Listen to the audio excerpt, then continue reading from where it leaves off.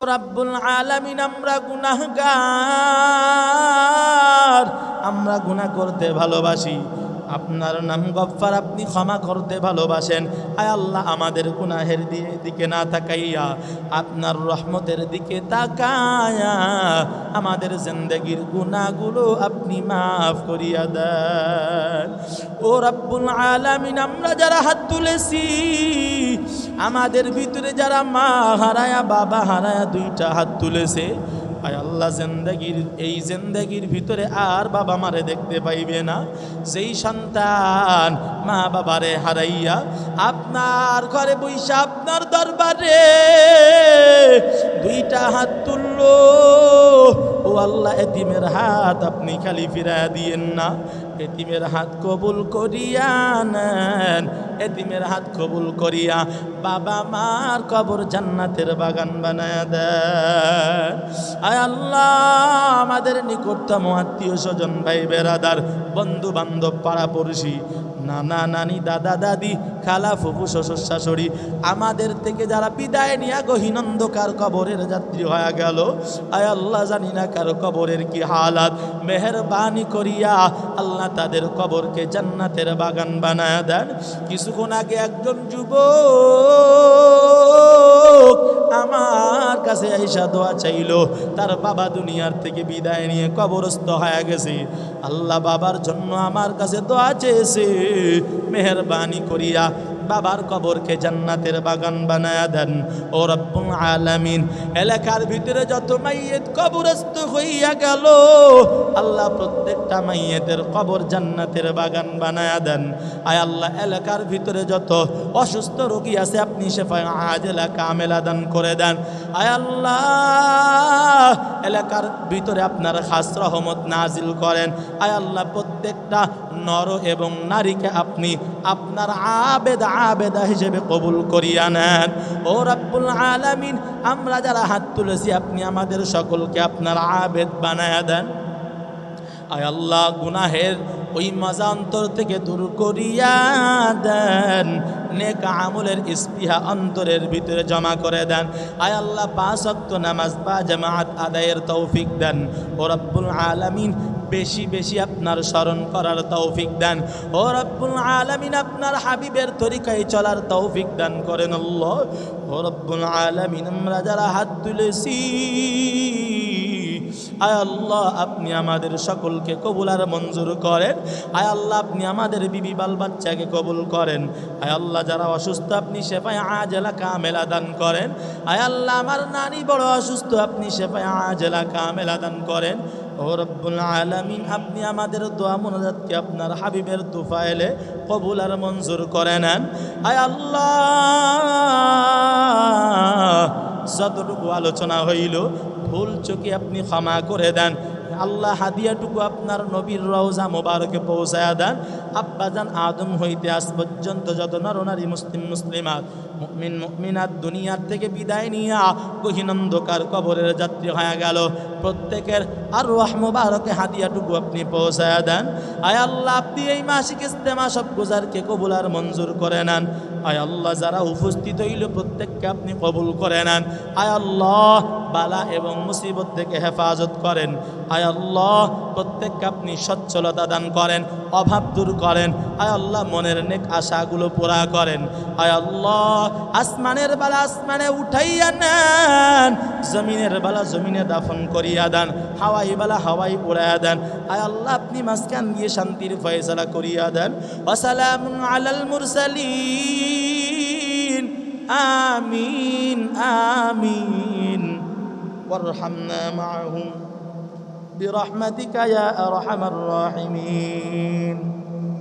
وعلى آل إبراهيم إنك حميد مجيد। الحمد لله। আল্লাহ রব্বুল আলমিনের দরবারে লাখো কোটি শুকর এবং সুজুদ, যে মহান রব্বুল আলমিন আমাকে আপনাকে দুনিয়ার সমস্ত রকম ব্যস্ততাকে উপেক্ষা করে আজকের এই মাসিক ইজতেমা ও সব গুজারে আসার এবং বসার দিনই কিছু মুজাকারা আমাকে করবার, আপনাদেরকে শুনবার তৌফিক দান করছেন। অন্তর থেকে শুকর আদায় করি আলহামদুলিল্লাহ। লক্ষ কোটি দুরুদ এবং সালাম আমার আপনার নবী সৈয়দুল মুরসালিন রহমাতুল্লিল আলামিন মদিনাতুর রসুল পয়গম্বর আরবি সকলেই বলি সাল্লাল্লাহু আলাইহি ওয়া আলিহি ওয়াসাল্লামের উপর। আমরা কথাবার্তা না বলি। বাহিরে যারা আছেন মেহরবানি করে ভিতরে আসেন। বাহিরে যারা আছেন মেহরবানি করে ভিতরে আসবেন, কেউ বাহিরে থাকবেন না। একজন দায়িত্ব নিয়ে সবাইকে ভিতরে পাঠিয়ে দেন, একটা দরজা আটকায় দেন, শুধু একটা দরজা খোলা থাকবে। মুখতাসার কিছু আলোচনা আপনাদের সামনে করব। আলোচনা করবার জন্য কোরআনুল কারীমের সূরা কাহাফের 107 এবং 8 নম্বর আয়াতে কারিমা আপনাদের সামনে আমি তেলাওয়াত করছি। আল্লাহর নবী সাল্লাল্লাহু আলাইহি ওয়া আলিহি ওয়াসাল্লামের পবিত্র জবানের বাণী হাদিস শরীফের ভিতর থেকে একটা হাদিস আপনাদের সামনে পাঠ করছি। আল্লাহ যদি তৌফিক দান করেন কিছু কথা আপনাদের সামনে তুলে ধরবার চেষ্টা করব, আপনারা যদি দোয়া করেন। আমি আপনাদের থেকে একটা জবাব চাই। আমি প্রশ্ন করব, আপনারা জবাব দিবেন। বক্তা এবং শ্রোতার ভিতরে যদি মহব্বত না হয় আলোচনা করা যায় না, এবং ওই আলোচনাও শ্রোতাকে আসর করতে পারে না। কি বলেন আপনারা? খেজুর গাছ কাটে না? তো এখন কথার কথা, খেজুর গাছ কাটার পরে যদি ভাড় টাঙাই, নলি সোজাসুজি না টাঙায় বাইরে টাঙাইছে, বলেন ওই রস কি ভাড়ের ভিতরে আসবে না বাইরে যাবে? বাইরে গেলে কি আপনি কি সকালবেলা যেয়ে কি রস পাবেন? তো ঠিক শ্রোতা এবং বক্তা উভয়ে যদি এমনভাবে একে অপরের সহায়ক না হয়, কখনোই আলোচনা আপনার ভালো লাগবে না এবং আপনার অন্তরে ঢুকবে না। এজন্য আমার দিকে আপনার লক্ষ্য রাখতে হবে। আমি কি বলতেছি? আমার প্রশ্নের জবাব দিবেন। এখনো প্রশ্ন করি নাই, আপনারা প্রশ্নের জবাব দেন। আমরা জান্নাতে যেতে চাই কি চাই না? জান্নাতে যেতে চাই না? এখানে এমন কেউ আছেন যে জাহান্নামে যেতে চান? কেউ আছেন যে হুজুর আমি জাহান্নামে যাইতে চাই? বরং কেউ যদি কাউকে জাহান্নামে যাওয়ার কথা বলে, ওই ব্যক্তির অ্যাকশনটা ভিন্ন হয়ে যায়। আমি মসজিদের ভিতরে একদিন আলোচনার ভিতরে বলতেছিলাম যে আলোচনার ভিতর আমি বলতেছিলাম এই এই এই এই আমল করলে ওই ব্যক্তি জাহান্নামে যাওয়ার জন্য যথেষ্ট হয়ে যাবে। তো এই আলোচনা জুমার দিন শোনার পর আমার আরেকজন মুসল্লি এই গুণটা আরেক মুসল্লির ভিতরে দেখছে যে হুজুর যেই বয়ান করছে এই বয়ানের গুণ এই লোকের ভিতরে পাওয়া গেছে, তার মানে ও জাহান্নামী। আসলে জান্নাতি এবং জাহান্নামী এমন কথা কাউকে বলা ঠিক না, কিন্তু গুণ বলছি আমি। এখন ওই মুসল্লিরা ডাইরেক্ট বলতেছে তুমি তো জাহান্নামী। ভাই কেন আমি জাহান্নামী? কয় হুজুর বলছে এই গুণ থাকলে সে জাহান্নামী। এখন দুইজনের লাগছে কাইজা সেই রকম, আমারে জাহান্নামী তুমি বললা কেন? আমি কি জাহান্নামে যাইতে চাই না? কি এমন আছে না? দেখবেন নাস্তিকদেরকে যদি আপনি নাস্তিক বলেন, নাস্তিক আপনার উপরে চড়াও হবে। কেন? কারণ সে নাস্তিক যদিও, এরপরেও এই নাস্তিক শব্দটা সহ্য করতে পারে না, ওইটা গালি মনে করে। নাস্তিকেরা বলে আমাদেরকে নাস্তিক বলো না, আমাদেরকে বলো মুক্ত মনা। আমরা মুক্ত চিন্তার অধিকারী, সুতরাং আমাদেরকে মুক্ত মনা বলো, কষ্ট নাই, কিন্তু নাস্তিক বলতে পারবো। ঠিক আমাদের সমাজের ভিতরে দেখবেন এক শ্রেণী, একটু আগে হুজুররা যে আলোচনা করতেছিলেন নামাজ এইভাবে পড়তে হবে, আর একটা গ্রুপ আছে তারা বলে নামাজ এইভাবে পড়তে হবে। তাদের নিজেদের নাম তারা দাবি করে আমরা আহলে হাদিস। তো এই আহলে হাদিস যারা দাবি করে তাদের একটা নাম ওলামায়ে দেওবান্দ, আহলে হক ওলামারা বলে থাকেন, তাদের নাম হলো লা মাযহাবী। তারা কোনো মাযহাব মানে না, এজন্য তাদেরকে লা মাযহাবী বলে। এই লা মাযহাবী শব্দটা যখন তারা শোনে, শোনার পরে খুব খেপে যায়, আমরা লা মাযহাবী না, আমাদেরকে আহলে হাদিস বলেন, খুশি। তার মানে এখান থেকে কি বোঝা গেল? মানুষ সবসময় চাই ভালোটা, খারাপটা কেউ চায় না। ঠিক অনুরূপভাবে সবাই আমরা জান্নাতে যেতে চাই, কেউ জাহান্নামে যেতে চাই না। আল্লাহ রাব্বুল আলামিন বলেন, জান্নাতে যদি যেতে চাও, আমরা চাই কি চাই না? কে কে জান্নাতে যাইতে চায়? আল্লাহু আকবার। সবাই জান্নাতে যাইতে চাই না? আল্লাহ আপনি আমাদের সকলের হাতকে জান্নাতি হাত হিসেবে, জান্নাতি মেহমান হিসেবে কবুল করেন। সকলে বলেন আমিন। তো আমরা সকলেই জান্নাতে যেতে চাই। জান্নাতে যাওয়ার জন্য আল্লাহ তাআলা দুইটা গুণের কথা বলছে। যারা এই দুই গুণের অধিকারী হতে পারবে তারা আমি আল্লাহর জান্নাতুল ফেরদাউসের মেহমান হয়ে যাবে। কয়টা গুণ? দুইটা গুণ। এক নাম্বার, ইন্নাল্লাযীনা আমানু ওয়া আমিলুস সালিহাত কানাত লাহুম জান্নাতুল ফিরদাউসি নুজুলা খালিদিনা ফিহা লা ইয়াবগুনা আনহা হিওয়ালা। আল্লাহ রাব্বুল আলামিন বলেন, দুইটা গুণ যেই বান্দার ভিতরে থাকবে ওই বান্দা জান্নাতুল ফেরদাউস এর মেহমান হয়ে যাবে। ইন্নাল্লাযীনা আমানু, আল্লাহ পাক বলেন নিশ্চয় যারা ঈমান আনছে। এক নাম্বার ঈমান। এক নাম্বার কি? এক নাম্বার হলো ঈমান। দুই নাম্বার ওয়া আমিলুস সালিহাত, ঈমানের সাথে সাথে নেক আমল যারা করবে। ঈমান আছে তো নেক আমল করলে লাভ আছে, ঈমান নাই তো নেক আমল করলেও কোনো লাভ হবে না। হবে নাকি? ঈমান হলো একটা পাত্রের নাম, আমল হলো বস্তুর নাম। আপনি মাছ ধরতে গেছেন নদীতে, মাছ ধরতে যাওয়ার পর ওই নদীর ভিতরে আপনি একটা হাড়ি বা একটা পাতিল নিয়া মাছ যখন ধরতে নদীর ভিতরে নামিয়া গেছেন, এখন আপনি বুঝিয়া শুনিয়া জবাব দিবেন। আপনি নদীর ভিতরে জাল মারলেন, জাল মারার পর মাছ যা উঠলো আপনি হাড়ির ভিতরে রাখবেন না, পাতিলের ভিতরে রাখবেন। পাতিলটার তলা যদি ছিদ্র হয়, ওই মাছ আপনি হাড়ির ভিতরে রাখলে কি থাকবে? কেন থাকবে না? তলা ভালো। ঈমান হলো পাত্রের নাম। ঈমান যদি ভালো হয়, ঈমান ভালো হইলে পাত্রটা ভালো, আপনি মাছ ধরিয়া রাখলে থাকবে, পড়িয়া যাবে না। এরে আল্লাহর গোলাম, ঈমান। আল্লাহ তাআলা বলেন এক নাম্বার ঈমান, দুই নাম্বার নেক আমল। এই দুইটা গুণ যার ভিতরে থাকবে আমি আল্লাহ তাকে আপ্যায়নের জন্য জান্নাতুল ফেরদাউস রাখছি। এমন জান্নাত যেই জান্নাত থেকে খালিদিনা ফিহা সব সময় থাকবে, লা ইয়াবগুনা আনহা হিওয়ালা, কখনো সে বের হতে চাইবে। এমন আরামের ঘর, এরে নবীর উম্মতের দল, এমন একটা ঘর আল্লাহ আমার আপনার জন্য বানাইছে।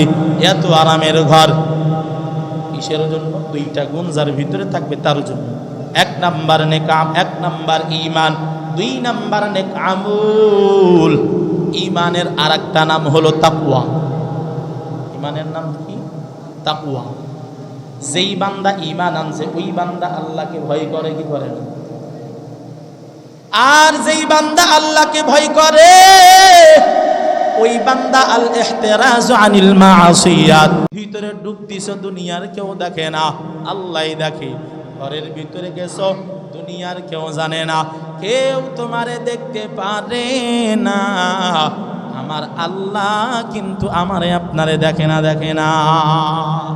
এই জন্য আল্লাহর প্রতি ঈমান আনা মানে আল্লাহর সব এই সিফাতের দিকে তাকানো। আমার আল্লাহ সব থেকে শক্তিধর।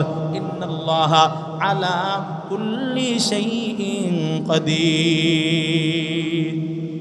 আল্লাহ প্রত্যেকটা বস্তুর উপরে কুদরত রাখে না, রাখে না।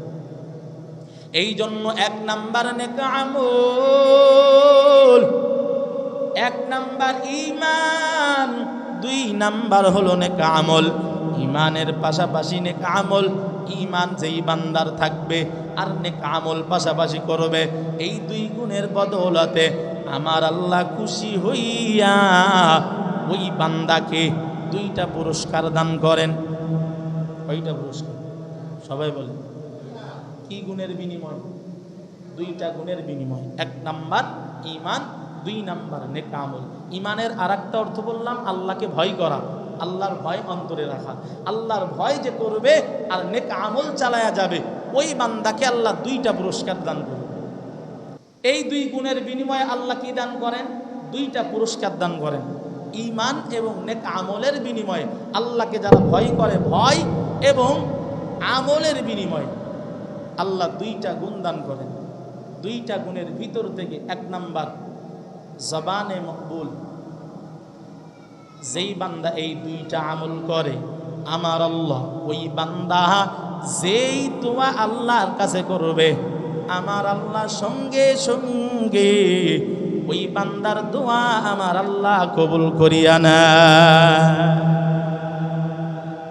এই দুই গুণ থাকলে আল্লাহ এক নাম্বার পুরস্কার, দোয়া করতে দেরি আল্লাহ কবুল করতে দেরি করে। দুইটা গুণ যেই বান্দার ভিতরে থাকবে, ওই বান্দা দোয়া করলে আমার আল্লাহ ফিরা দিবে না। যখনই দোয়া করবে, যেই হালাতে দোয়া করবে, আমার আল্লাহ ওই অবস্থাতেই কবুল করে নিও। আবু হানিফা সানি রশিদ আহমদ গঙ্গোহী রহমতুল্লাহ আলাই, নাম শুনছেন না? শুনুন। যাকে আবু হানিফা সানি বলা হয়, এই রশিদ আহমদ গঙ্গোহী রহমতুল্লাহ আলাই ভারতের জমিনে জন্ম তার, ইয়াত ইলম আল্লাহ তাকে দান করেছিলেন। যাকে আবু হানিফা সানি বলা হয়, ইমামে আজম, আল্লাহ তাকে এত ইলম দান করেছিলেন।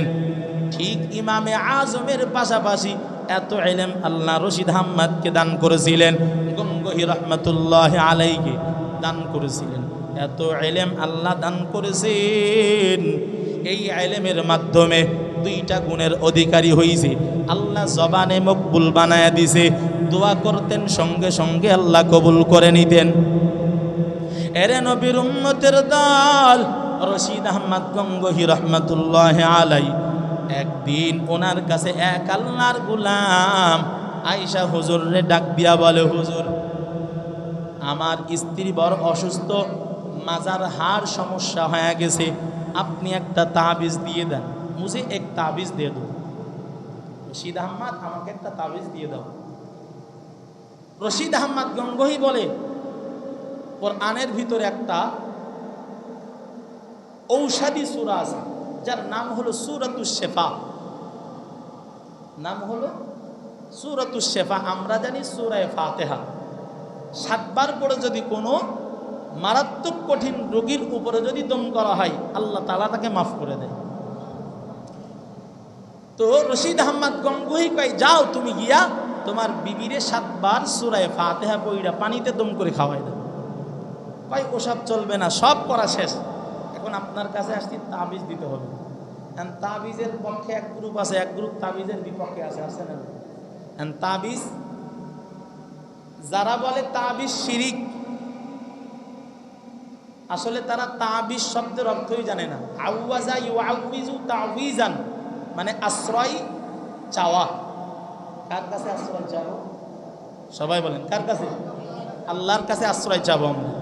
তো কোরআন হাদিস কোন দোয়া, বিশেষ দোয়া কেউ যদি এর মাধ্যমে তাবিজ দেয়, এটা দেওয়া দোষণীয় নয়। তবে তাবিজ দেওয়ার জন্য 1 নাম্বার শর্ত, ওই ব্যক্তি আলেম হইতে হবে। গাইরে আলেম থেকে কোনো তাবিজ নেওয়া যাবে না। তো কোরআন হাদিসই বোঝে না, কিসের তাবিজ দিব? তো যাই হোক, সাধারণ মানুষ একটু তাবিজের দিকে ঝুঁকে বেশি। কি বলেন? তাবিজের দিকে বেশি ঝুঁকে না? ইমাম সাহেবের কাছে আসছে, হুজুর আমার বিবির বা বাচ্চার সমস্যা, একটু একটা তাবিজ দেন। হুজুর ভাই ঠিক আছে, পানি নিয়ে আসো, তেল নিয়ে আসো। পড়ে ফু দিয়ে দিছে, ভাই হুজুর এই পানি পড়া তেল পড়াতে হবে না, আপনি তাবিজ দেন। এইরকম এক গ্রুপ আছে না? ঠিক রশিদ আহমদ গঙ্গোহীর সামনে যে আল্লাহর বান্দা আসছে, বলতেছে আমার কোনো ঝাড়ফুঁকে কাজ হবে না, আপনি আমার তাবিজ দেন, তাবিজ লাগবে। রশিদ আহমদ গঙ্গোহী রহমতুল্লাহ আলাইহি আল্লাহকে বলতেছেন, आय अल्लाह मैं जानता नहीं, ओ लोग मानता नहीं, आप কি ফজল और করম से उसको মাফ कर दो। তো ওনাকে বলতেছে আমাকে তাবিজ দিয়ে দেন। তো উনি কি বলতেছে, আয় রব मैं जानता नहीं वो लोग मानता नहीं। কয় আল্লাহ আমি তো জানি না, আর যে আমার কাছে আসছে এও নাছর বান্দা, এও মানে না যে আমি যে পারি না এটা মানতে চাই না। তো আমি আর কি তাবিজ দিব, আপ কি ফজল और করম से उसको মাফ कर दो। আল্লাহ আপনি তাকে মাফ করে দেন, সে যেই বিষয় নিয়ে আমার কাছে আসছে আপনি মাফ করে দেন। একটা দোয়া করছে, কি করছে, দোয়া করছে। যেই ব্যক্তি দোয়া করছে ওনার জবানটা তো মকবুল জবান, আল্লাহর কাছে দোয়া কইরা সাইরা দিছি। ওই বান্দা বাসায় চইলা যায়, বাসায় যাওয়ার পর বিবির কাছে দিয়া দেয়। 4-5 দিন পরে আবার রশিদ আহমদ গঙ্গোহীর কাছে আসে। মৌলভী সাহেব তুই কিয়া লেখা, কি লিখিছস তুমি, এই কাগজের ভিতরে যেটা দিছো লিখিছো কি এটা আগে বল। রশিদ আহমদ গঙ্গোহী একটু ভয় পাইছে। আল্লাহ, আমরা বাঙালি মানুষ, যদি কেউ বাংলায় কোনো কিছু কোনো হুজুর লিখা দেয় আপনারা এখানে পড়তে পারবেন না। আরবি যদি কেউ একটু কিশোর মতন জড়ায় ভড়ায় দেয় আপনারা বুঝবেন না, কিন্তু বাংলা লিখতে তো বুঝবেন। আর রশিদ আহমদ গঙ্গোহী রহমতুল্লাহ আলাইহি লিখছেন তো উর্দুতেই লিখছেন। যিনি তাবিজ নিয়েছেন উনি উর্দুভাষী, উনি তো উর্দু বোঝে। এখন উনি ভয় পাইছে, হয়তো তাবিজটা খুলছে, খুইলা দেখছে এর ভিতরে আমি যা লিখছে বুঝতে পারছি, এই জন্য আমার ধরতে আসছে, কাজ হয় না এই জন্য আমার কাছে আসছে। রশিদ আহমদ গঙ্গোহী বলতেছে, কেন ভাই কি হয়েছে একটু বলেন। আল্লাহর বান্দা ডাক দিয়া দিয়া বলতেছে, আরে আল্লাহর গোলাম আপনি কি লিখছেন একটু আমারে বইলা দেন। আমি আপনার থেকে জানতে চাই আপনি কি বুঝেছেন এইটা আপনি আমারে বলেন, কি সমস্যা এইটা বলেন। আল্লাহর গোলাম ডাক দিয়া কয়, এই পর্যন্ত আমার বিবিরে আমি কম ডাক্তারের কাছে নেই নাই, কম এফআরসিএসের কাছে নেই নাই, এই পর্যন্ত এমন কোনো ডাক্তার নাই যেই ডাক্তারের কাছে আমার বিবিরে নেই নাই। কিন্তু আপনার তাবিজ, এই তাবিজটা দেওয়ার পর আমার বিবির কাছে যখন তাবিজটা দিলাম, এই তাবিজটা দেওয়ার পর আজকে 4 দিন আমার বিবি মাজার যন্ত্রণায় চিল্লাইতো, কিন্তু আমার বিবি এই 4 দিন আর কোনো চিল্লানি দেই না, চিল্লানি দেই না। শুধু তাই না, বলে আমার বিবি এখন সুন্দরভাবে কাজকর্ম করে, হাঁটা চলা করে, কোনো সমস্যা নাই। এরে আল্লাহর গোলাম রশিদ আহমদ গঙ্গোহী রহমতুল্লাহ আলাই শুধুমাত্র একটু দোয়া করিয়া দিছে, আমার আল্লাহ কবুল করিয়া নিছে। রশিদ আহমদ গঙ্গোহীর জবানটা ছিল মকবুল জবান, কবুল হওয়া, দোয়া কবুল করলেই ওই দোয়াটা কবুল হওয়ার জবান ছিল। এই জন্য এই 2টা গুণের উপরে আমল করার কারণে আমার আল্লাহ রশিদ আহমদের দোয়া যখন করতেন সঙ্গে সঙ্গে আল্লাহ এই দোয়া আমার আল্লাহ কবুল করতে, দোয়া কবুল কইরা নিতে। 1 নাম্বার। 2 নাম্বার, যেই বান্দা 2 আমল করবে, 1 নাম্বার ঈমান, 2 নাম্বার নেক আমল, এই 2 গুণের বিনিময়ে আমার আল্লাহ 2টা পুরস্কার দেয়। 1 নাম্বার তার দোয়া কবুল করে নাই, 2 নাম্বার আমার আল্লাহ ওই বান্দা যখনই কোনো সমস্যায় পড়ে যায়, যখনই কোনো বিপদে মুসিবতের ভিতরে পড়ে যায়, আমার আল্লাহ সঙ্গে সঙ্গে ওই বান্দা বিপদ থেকে মুক্তি পাওয়ার পথ আমার আল্লাহ হেদায়েতে লুৎফিয়ার মাধ্যমে আল্লাহ দান করে দেয়। হেদায়েতে লুৎফিয়া কারে বলে? আপনি সাময়িক একটা সমস্যায় পড়ছেন, আল্লাহ তাআলা আপনার অন্তরের ভিতরে সমাধানটা দিয়ে দিবেন। ঘুমের ঘরেও যাওয়া লাগবে না, শুধুমাত্র একটু মুরাকাবায় যাবে। যেমন আমরা নাম শুনেছি শাহ ওলিউল্লাহ মুহাদ্দিসে দেহলভী রহমাতুল্লাহ আলাই, বড় শাইখুল হাদিস মুহাদ্দিস, এই আল্লাহর গোলাম এমন একজন বড় দার্শনিক মুহাদ্দিস, হাদিস শাস্ত্রের একজন উজ্জ্বল নক্ষত্র। এই আল্লাহর গোলাম, আল্লাহ তাকে হেদায়েতে লুৎফিয়া দান করেছিলেন। এই আল্লাহর গোলাম একদিন একটা সমস্যার ভিতরে পড়িয়া গেলেন। কি এমন সমস্যা? উনি একজন মুহাদ্দিস মানুষ, মুহাদ্দিস হাদিসের দর্শ দেয়।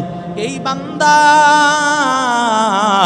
যখন হাদিসের দর্শ দিতে আগামীকাল যাবে, আগে একটু মোতালা করতেছে। মোতালা করতে করতে হঠাৎ একটা হাদিস সামনে আসছে।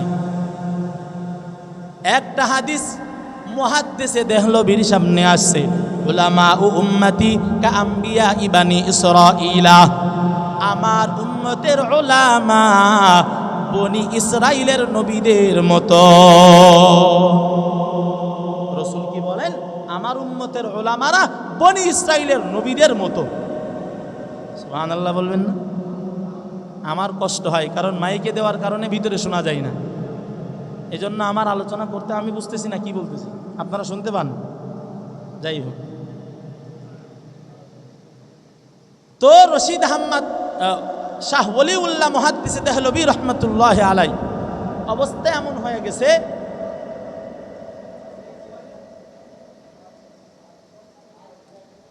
অবস্থা এমন হয়ে গেছে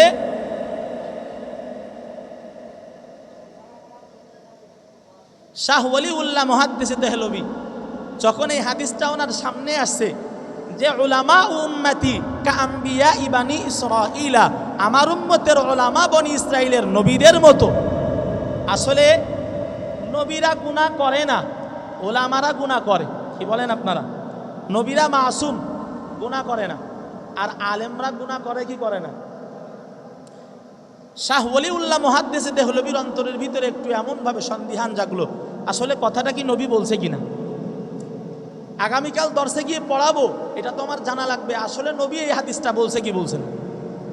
কারণ এই হাদিসের ব্যাপারে অনেক মুহাদ্দিসগণ বলছেন লা ইয়ারিফু, আমরা জানি না এই হাদিসটা আসলে হাদিস কিনা।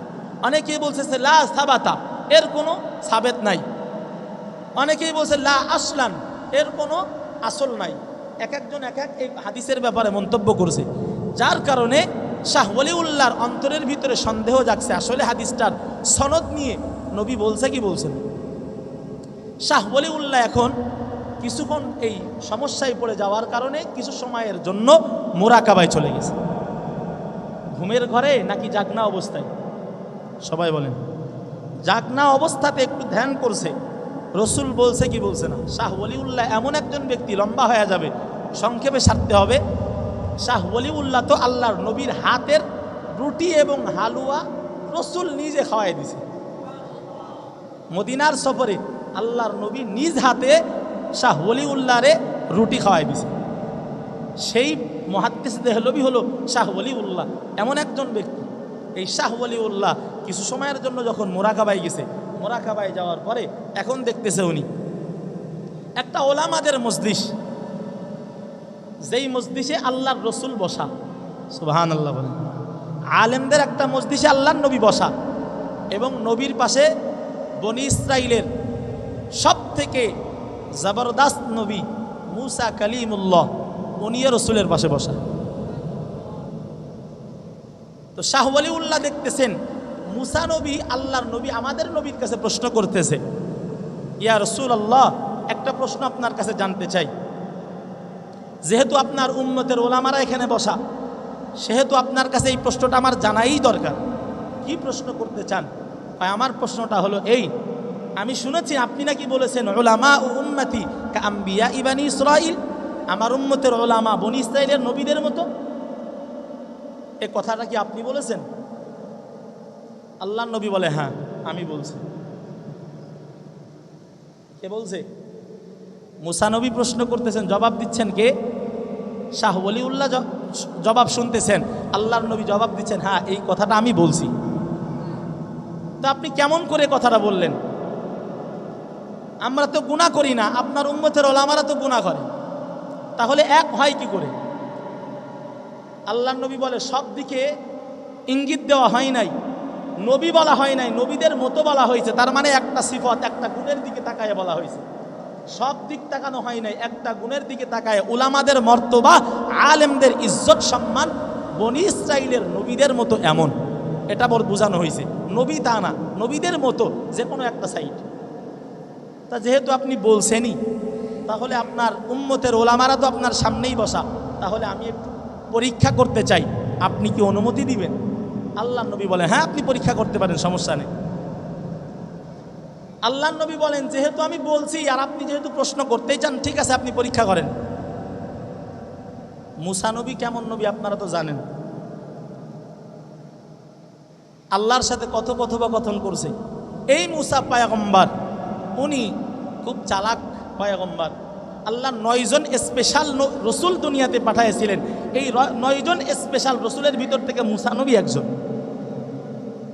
তো মুসা পয়গম্বর উনি তো জানেন, সামনের কাতারে যারা বসে এরা একটু মেধাবী, আর পিছনের কাতারে যারা বসে এরা একটু দুর্বল। তো মুসা নবী একটু চালাকি কইরা পিছন থেকে একজন আলেমকে ডাক দিছে, বলে আপনি দাঁড়ান। একজন আলেম দাঁড়ায় গেছে। আলেম দাঁড়ায় যাওয়ার পর মুসা পয়গম্বর প্রশ্ন করতেছে, আপনার নাম পরিচয় বলেন। আল্লাহর গোলাম আলেম মুসা নবীর প্রশ্নের জবাব দেয়, আমার নাম হলো হামেদ, আমার উপনাম হামেদ, আমার ডাক নাম হলো, আসল নাম হলো মোহাম্মদ, মানুষে আমাকে গাজালি বলে ডাকে। আমি নিজামিয়া মাদ্রাসায় পড়ছি এবং আমি ওখানেই শিক্ষকতা করছি, আর আমি এই উম্মত মুহাম্মাদি উম্মতের একজন উম্মত হওয়ার সুযোগ আমার আল্লাহ আমাকে দান করছে। এই প্রশ্ন করার সাথে সাথেই জবাব যখন এমন লম্বা জবাব দিয়েছে, মুসা নবী আল্লাহর নবীর দিকে টাকায় একটু মুখ ভেটকায়ে বলতেছে, বুঝাই তো গেল কেমন আপনার উম্মতের ওলামারা নবীদের মতো। আমি প্রশ্ন করলাম এক কথায় জবাব দিবে, অথচ এক কথা না জবাব না দিয়া উনি লম্বা ওনার জীবন হিস্ট্রি আমাকে শোনাচ্ছে।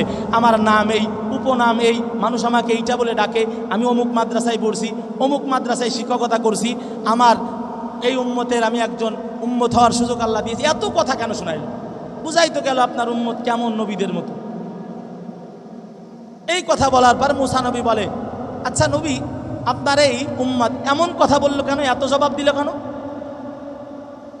আল্লাহর নবী জবাব দেয়, ও পয়গম্বর মুসা, জবাব তো আমি আপনার প্রশ্নের জবাব আমি দেই নাই, আপনি প্রশ্ন করছেন তার নিকট, জবাব দিয়েছেন তিনি। সুতরাং এখন যদি এই প্রশ্নের জবাব চান তাহলে আপনি ওই উলামার থেকে জেনে নেন, যিনি এত প্রশ্নের জবাব এমন দিছে তার থেকে আপনি জেনে নেন, আমার কাছে কেন প্রশ্ন করেন? আল্লাহ নবী এমন যখন বলছে, তখন মুসা নবী ওই আলেমের কাছে প্রশ্ন করতেছে, আচ্ছা আমি আপনারে এত প্রশ্ন, একটা প্রশ্ন করছি, টু দা পয়েন্ট, আপনি একটা প্রশ্নের উত্তর দিলে হয়ে যায়, আপনি এত কথা বললেন কেন, একটু বলেন। ওই আলেম ডাক দিয়ে বলতেছে, আল্লাহর নবী মুসা, আপনি হলেন একজন জলিল কদর নবী, আপনার এই প্রশ্নের জবাব আমি দিব, আপনার এই যে এই প্রশ্নটা আমার কাছে করেছেন, প্রশ্নের জবাবটা আমি দিব, তবে বিনয়ের সাথে একটা প্রশ্ন আমি আপনাকে করতে চাই, আপনি যদি জবাব দেন আমার প্রশ্নের জবাবও আমি দিয়া দিব। মুসা নবী বলে, কি প্রশ্ন বলো? আলেম প্রশ্ন করে, মুসা নবী, আল্লাহ আপনাকে তুর পাহাড়ে নেওয়ার পর আপনার কাছে প্রশ্ন করেছিল, আপনার কাছে প্রশ্ন করছিল, ও মুসা তোমার ডান হাতের ভিতরে কি? আল্লাহ তাআলা প্রশ্ন করেছিল, তোমার ডান হাতে ওইটা কি? তুমি জবাব দিতে পারতা, এইটা লাঠি। ক্বালা হিয়া আসায়া। আপনার কাছে আল্লাহ প্রশ্ন করছিল আপনার ডান হাতে কি? উত্তর ছিল লাঠি, ডান হাতে ছিল লাঠি। আপনি আসায়া বলতে পারতেন, কিন্তু আপনি এটা তো বলেন নাই। ওই দিন আল্লাহর এই প্রশ্নের জবাবে আপনি বলছিলেন, ক্বালা হিয়া আসায়া আতাওয়াক্কাউ আলাইহা ওয়া আহুসসু বিহা আলা গনামি ওয়া লিয়া ফিহা মাআরিবু উখরা। আল্লাহ তাআলার এক প্রশ্ন ছিল, আপনি জবাব দিয়েছিলেন অনেক। 1 নাম্বার জবাব দিয়েছিলেন এইটা লাঠি, জবাব শেষ। 2 নাম্বার বলেছিলেন আতাওয়াক্কাউ আলাইহা, আমি এইটারে ভর দিয়ে বসি। 3 নাম্বার বলেছিলেন ওয়া আহুসসু বিহা আলা গনামি, এই লাঠি দ্বারা আমি আমার ছাগলের পাঠা পেড়ে খাওয়াই। 3 নাম্বার বলেছিলেন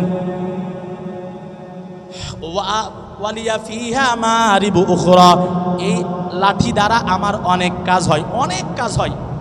আপনি এত জবাব কেন দিয়েছিলেন? আল্লাহ তো আপনার একটা প্রশ্ন করেছিল। তিলকা বিয়ামিনিকা ইয়া মুসা, আপনি এর জবাবে এত লম্বা কেন করছিলেন আপনি বলেন, তাহলে আপনার প্রশ্নের জবাব দিব। তখন মুসা নবী বলে, আসলে তুমি বুঝতে পারো নাই, তুমি আসলে একটু পাগল, তা না হইলে আমার কাছে এই প্রশ্ন করতা না। তো কেন আপনি এই প্রশ্ন কেন করছিলেন? মুসা নবী কয়, যিনি আমাকে প্রশ্ন করছিলেন তার পরিচয় তো জানা লাগবে। আমার মাসুক আমার কাছে প্রশ্ন করছে যে তোমার ডান হাতে কি, আমি তার আশেক। আমার মাসুক যখন আমার কাছে প্রশ্ন করছে, আমি আশেক, তার এক কথায় জবাব দিয়ে দিলে আমার কথা খতম হয়ে যাবে, আমি সামনে কথা বাড়াইতে পারবো না। আমার আল্লাহর সাথে আমি কথা বাড়ানোর জন্য, দীর্ঘ সময় আমি কথা বলার জন্য আমি ভান করতেছিলাম, আমি একটু আমার টাইমটা বাড়ানোর জন্য আমি বলতেছিলাম যে এই লাঠি দ্বারা আমি এই করি সেই করি সেই করি। এটা তুমি বুঝবা না, তোমার এই বুঝার ক্ষমতা হয় না। এমন কথা বলার পর মুসা পয়গম্বরকে ডাক দিয়ে দিয়ে বলতেছে, ও নবী মুসা, আমার জবাবটা এবার আপনি শুনে না। ভাই বলেন আপনার জবাব কি? ভাই আমি যার সাথে কথা বলতেছি 9 জন রসুলের শ্রেষ্ঠ রসুল একজন মুসা কালিমুল্লাহ, আল্লাহর কালিমের সাথে আমি কথা বলতেছি। যেই জবান দিয়ে মুসা নবী আল্লাহর সাথে কথা বলছে, ওই জবান দিয়ে ওই কালিম আমার কাছে প্রশ্ন করছে। আমি তো যেই মুসা আল্লাহর পাগল, আমি তো সেই মুসার পাগল। সুতরাং আমি মুসার সাথে একটু লম্বা টাইম কথা বলার জন্য আমি একটু ভান করতেছিলাম, মুসা নবী আমার নাম এই, আমার পরিচয় এই, আমার এই আমি এই কথাগুলো বইলা আল্লাহর নবী মুসার সাথে একটু টাইম বাড়াইতেছিলাম, আমি অন্য কোনো কারণে টাইম বাড়াইনি। আল্লাহর নবী মুসা এবার বলতেছে, আল্লাহর নবীর দিকে তাকায় বলতেছে, ইয়া রাসূলুল্লাহ, আসলেই আপনি যেটা বলছেন এটা সঠিক। আপনার উলামা, আপনার উম্মতের উলামা বনি ইসরাইলের নবীদের মতো এইরকম দাম। সুবহানাল্লাহ। আমি কি বলছিলাম আপনাদের? 2টা গুণের মাধ্যমে আল্লাহ 2টা পাওয়ার দান করেন, পুরস্কার দান করেন। 1 নাম্বার ঈমান, 2 নাম্বার নেক আমল। এর মাধ্যমে 2টা পুরস্কার আল্লাহ দেন। সেই 2টা পুরস্কারের ভিতর থেকে 1 নাম্বার হলো তার জবানটা আল্লাহ মকবুল জবান দান করেন, দোয়া করলে কবুল করেন। 2 নাম্বার আল্লাহ তাকে এমনভাবে একটা স্পেশাল নেয়ামত দান করেন, ওই বান্দা কোনো সমস্যায় পড়লে তাৎক্ষণিকভাবে আল্লাহ ওই সমস্যাটা তার সমাধান করে দেন। এজন্য আমরা যদি আল্লাহ তাআলার কাছ থেকে এই 2টা পুরস্কার পাইতে চাই, জান্নাতুল ফেরদাউস পাইতে চাই, আমাদেরকে 2টা গুণে গুণান্বিত হইতে হবে। কয়টা? 2টা গুণের 1 নাম্বার ঈমান, 2 নাম্বার নেক আমল। আল্লাহ তাআলা আমাদের সকলকেই নেক আমল এবং ঈমানের সাথে দুনিয়ার ভিতরে চলার তৌফিক দান করেন। সকলে বলেন আমিন। ওয়া আখির দাওয়ানা আনিল হামদুলিল্লাহি রাব্বিল আলামিন। রব্বানা যালামনা আনফুসানা ওয়া ইন লাম তাগফির লানা ওয়া তারহামনা লানাকুনান্না মিনাল খাসিরিন। রব্বানা আতিনা ফিদ দুনিয়া হাসানাতাও ওয়া ফিল আখিরাতি হাসানা ওয়া কিনা আযাবান নার। রব্বিরহামহুমা কামা রব্বায়ানি সগীরা। রব্বিরহামহুমা কামা রব্বায়ানি সগীরা। আল্লাহুম্মা ইন্না নাজআলুকা ফি নুহুরিহিম ওয়া নাউযু বিকা মিন শুরুরিহিম। ইয়া মুকাল্লিবাল কুলুব সাব্বিত কলবি আলা দীনিক। ইয়া মুকাল্লিবাল কুলুব সাব্বিত কলবি আলা দীনিক। ও দয়ার মালিক, কুদরতের নজর দিয়ে একটু তাকাইয়া দেখেন, এশারের নামাজের পর থেকে আয় আল্লাহ কোরআনের তালিম হইল, আয় আল্লাহ কোরআন হাদিস থেকে কিছু নসিহা হইল। আল্লাহ মাসিক ইজতেমায়ে সব গুজারের ভিতরে যারা হাজির হইল, আল্লাহ মেহেরবানি করিয়া আমরা যারা আপনার দরবারে 2টা হাত তুলেছি, জিন্দেগির গুনাহগুলো আপনি মাফ করে দেন।